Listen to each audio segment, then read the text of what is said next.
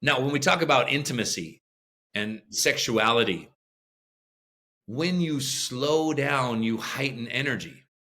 So the practice of going slow, even through like a sexual experience, and not just rushing to the finish line, can really heighten energy, because usually when people are being intimate, they want to exchange energy.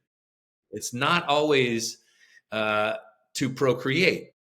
Most of the time, 98% of the time, we're not trying to have a baby, we're trying to connect. And connection and intimacy happen when we slow down. If we slow everything down, we can really bring the energy up.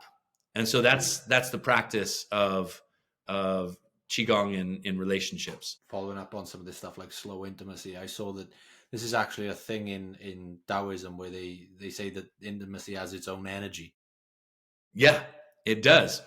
And really, it's about exchanging yin and yang, because we all have that energy within us, and we're looking for connections and how to share heart energy.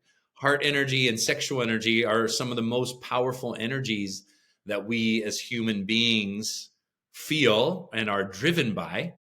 How do we find more love? How do we find more blissful, orgasmic energy? And that doesn't just mean, in a sexual way, but that's what we're seeking. That's what gets activated. Let's say in our music, we see people listen to music, and, oh man, they start to feel better emotionally. Something gets awakened in our heart center.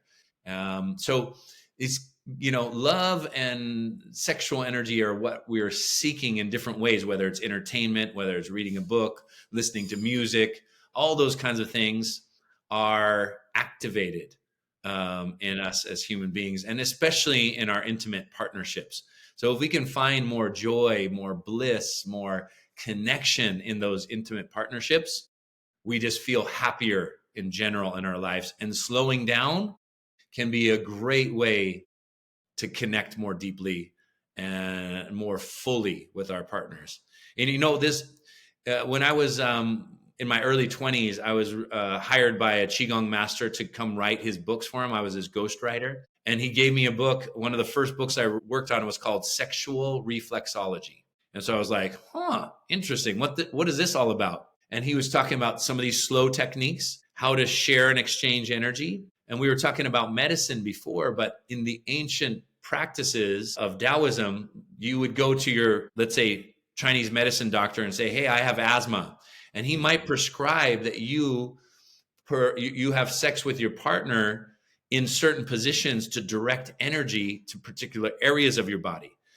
And so this was healing through pleasure, it was called.